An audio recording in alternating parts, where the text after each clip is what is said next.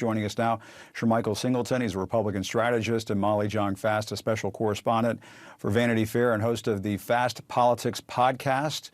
Shermichael, let me start with you. I mean, this has been kind of a MAGA-palooza all this week at CPAC. I mean, we were showing some images of Trump won hats and that sort of thing on tables.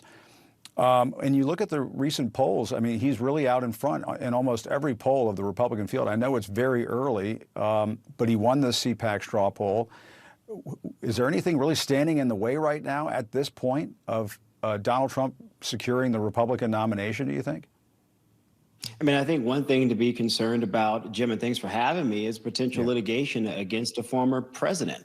Look at Georgia. Could a potential indictment come? I think the jury is still out on that. I also think that Trump presents an interesting dichotomy for the Republican Party, which is why you're seeing Ron DeSantis move up in the polls with many Republican voters. And that is, if Trump is the nominee of the Republican Party, can he actually win, Jim? Many individuals that I've spoken with, donors alike, aren't necessarily sure of that. Can he pull over swing voters? Can he regain movement and positioning with suburbanites? That doesn't appear to be the case if you look at the last presidential. It doesn't appear to be the case if you look at the most recent midterm election. And that is a concern that many in the party, including donors, including other strategists, and even those working with some of the folks who are ardent Trump supporters are saying, you know, we want to win. And yes, we like Trump, but is he the best person to help us get across that finish line? Yeah, there's a huge disconnect right now between the donor base and the MAGA base. Molly, you know, it seems Trump is positioning his presidential run as kind of a revenge tour. I think we have some sound from Trump's speech. I think this is one that's going to be making a lot of headlines. Let's listen. In 2016, I declared, I am your voice. Today I add, I am your warrior. I am your justice. And for those who have been wronged and betrayed, I am your retribution. I am your retribution. I am your retribution. He said it twice, Molly. Yeah, I mean, look, this guy is out for blood. And I think the problem with all of these more normal calculuses about DeSantis is that Trump is not a normal candidate. So Trump will not do what Marco Rubio did or Ted Cruz did and go quietly. So I think that for a lot of these Republicans who think they can swap him out, I'm not sure how that works when you have someone who really is comfortable running as a third-party candidate or just destroying the party on his way out. I mean, remember, Trump is not a Republican per se. He's he's whatever that is. And so I don't think his heart is with the Republican Party, and I do not believe he will support whoever is the candidate. And Shermichael, I mean, what do you make of the state of CPAC? I mean, is it the same conference that it used to be? I remember covering it, you know, 6 or 7 years ago, and it just strikes me as a very different organization now. Mike Pence, not there. Ron DeSantis, not there. It's a different CPAC now. I mean, Trump has a lot of people in that room right now, but some of these speeches earlier on in the conference had me thinking whether, you know, the CPAC should be held at the Holiday Inn in Crystal City. Jim, it's definitely a different CPAC than it was when I used to go years and years ago. I mean, the sort of intellectualism that once upon a time defined the Republican Party because of individuals like Karl Rove, politically speaking, or intellectuals as far as the ideological meanings, if you will, of what it means to be a conservative, like National Review, Rich Lowry, those guys really aren't activists and participants in the modern day Republican Party. So there's this question, right, Jim, on what does it mean to be a conservative over the next 4 years? Who's going to be the individual or individuals to take that mantle and the charge of defining what conservative policies and positions will be as far as legislation goes? And I don't think the party has quite figured that out. The CPAC has had many CPAC versions, Florida, many other states across the country for 2 years now.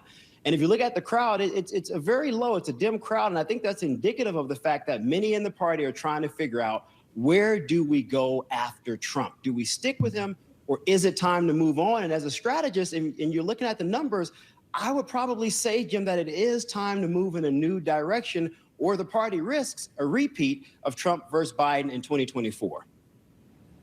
Right. 2018, 2020, 2022, not exactly a winning streak. Molly, one thing that we also noticed this week, Nikki Haley Trump's former U.S. ambassador to the UN. She had sort of a chilly reception at times. Mike Pompeo, you know, he was talking about the former president in sort of veiled references. Let's listen to that. We've lost the popular vote in the last 7 out of 8 presidential elections. Our cause is right, but we have failed to win the confidence of a majority of Americans. That ends now. Losing is bad because losing is bad, but the principles that we stand for are what's really at risk. And it's not a political problem. The problem is that the losses are a symptom of something much bigger. I think it's a crisis in conservatism. We've lost confidence that we are right. It's not just a crisis of competence, it's one of character as well. I mean, Molly, this is almost what Shermichael was saying a few moments ago, in that, you know, the message for some of these candidates is that they want to move on from Trump, but they don't want to say his name in any of these speeches. It's almost like Beetlejuice. They don't want to say Beetlejuice too many times or something. But what is going on there with the fact that some of these candidates like Nikki Haley and Mike Pompeo are just sort of tiptoeing around Trump? I mean, I think they think that they could quietly lull away the base by sort of tricking them into not saying anything mean about Trump, but offering them sort of Trumpism light as a kind of, you know, possible bait and switch. And I think that ultimately this stems from this idea that they will not take the pain, right? They want the fringe. They want those votes because Trump won in 2016 by never alienating the fringe. And that fringe is really very fringy. I mean, that's the white nationalists and the autocrats and the really just the sort of dregs. And those were people where for such a long time, Republicans rejected those people. And, you know, Trump knows that's a good amount of people, and that's how he won. I mean, a good quantity of people, not good people. And so I do think ultimately, you know, they're trying to get those people without getting those people and without alienating them. And I think ultimately someone's just going to have to say, like, we don't embrace this kind of racism. And they're going to have to take the pain and then eventually rebuild the party. Shermichael, what do you think about that? I mean, can you take on Trump without really confronting him by name or confronting him in general? I mean, what would you advise as a Republican strategist? I mean, look, you have to.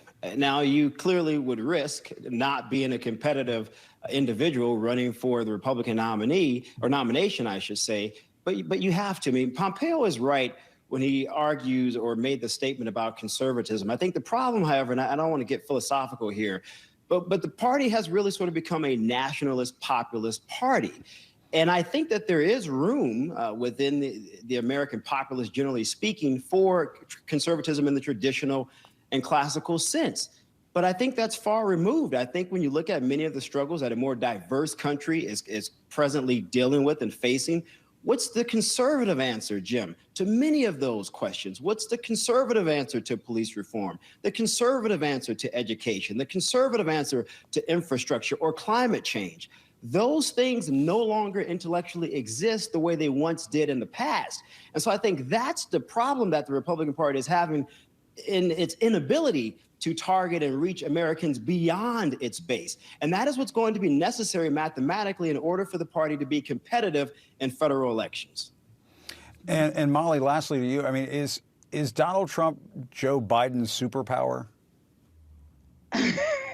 I mean, it's certainly possible. I mean, he's certainly Democrat superpower. I think you're going to have a hard time getting out of that primary without either Trump winning it or Trump destroying the person who does win it or Trump threatening to run as a third party. And I think, yes, I mean, Donald Trump continues to deliver for Democrats.